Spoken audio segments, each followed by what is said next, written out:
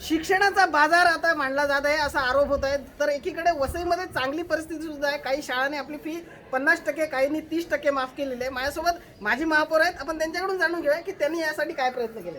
Sir सांगा, काय शाळांची अवस्था आहे सध्या? पहिला तुम्ही लोकमत न्यूजचं आभार मानतो की तुम्ही हा प्रश्न घेतलेला आहे. खरंच शिक्षणाचा बाजारच मांडलेला आहे की जगावर करोनाचं संकट पडलेलं आहे आणि कित्येक शाळेने त्यांना आम्ही रिक्वेस्ट केली, पालकांचा अर्ज आला आमच्याकडे, तर कित्येक शाळांनी 30%च्या वरती स्वतःवरून डिस्काउंट केलेलं आहे. कपोलसारखी शाळा आहे की त्यांनी 50% डिस्काउंट केलेला आहे. परंतु काही अशा शाळा आहेत की सेंट अलेसियस झाले, अनेक 3-4 शाळा आहेत की यांना 4-4, 5-5 वेळा पालक जाऊनसुद्धा ते कुठल्याच प्रकारचं लक्ष देत नाही. कारण मला माहीत आहे की त्याच्यावर गव्हर्नमेंटचा त्यांच्यावर धाक नाही किंवा त्यांना कुठल्याच प्रकारचा तसा GR दिलेला नाही. फक्त गेल्यानंतर एवढंच बोलतात की आम्ही कोर्टामध्ये पिटिशन दाखल केलेलं आहे. अरे बाबा, इथे आता मुलांची एवढी परिस्थिती, मानसिक परिस्थिती खराब झालेली आहे की ऑनलाईनमध्ये शिकवताना ऑनलाईनमध्ये टीचर त्यांना बोलतात की तुम्ही फी कधी भरणार आहे. जर फी नाही भरली तर तुम्हाला ओपन हाऊस आम्ही दाखवणार नाही. आज परिस्थिती अशी आहे की तुम्ही जी ट्युशन फी आहे, ट्युशन फी घ्या, लोक भरायला तयार आहेत, पण तुम्ही अदर जी फी घेता ही कुठल्या पद्धतीने घेता? अदर फी घेऊ नका असं यांचं म्हणणं आहे. मला सांगा, तुमची काल मीटिंग झाली, काय झालं त्यामध्ये?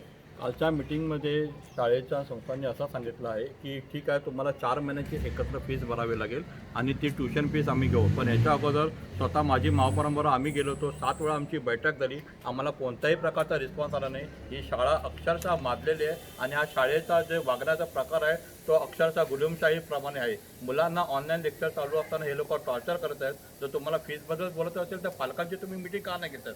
आणि मुलांचा हा मानसिक दबाव मुलांवरती टाकत आहे. या शाळेला माझी नम्रतेने विनंती आहे की तुम्ही तसं करू नका. जर पालकांचा उद्रेक झाला तर पालक रस्त्यावर उतरतील आणि मग त्याचा परिणाम तुम्हाला भोगावा लागेल. पालकांचा उद्रेक होऊ शकतो. माझ्यासोबत अजून एक टीचर आहेत, मला सांगा काय यामध्ये सांगाल पूर्ण?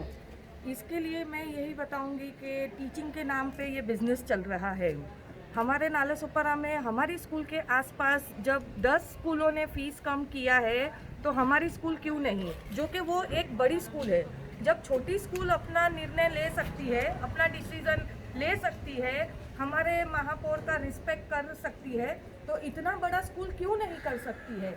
लोग क्या करेंगे इसके आगे इस पेंडेमिक पीरियड में हमको पता नहीं है. जर काही शाळा करत यांना करायला काय, मला सांगा कसं टॉर्चर केलं जातं, मुलांकडे कसं हॅरेसमेंट केलं जातं? विद्यार्थ्यांचं चालू ऑनलाईन लेक्चरमध्ये त्यांना विद्यार्थ्यांना सरळ सांगितलं जातं की तुम्ही जर फी भरणार असाल तर तुमचे पुढे लेक्चर चालू होतील, तर परीक्षा होईल आणि ओपन हाऊस घेतलं जाईल.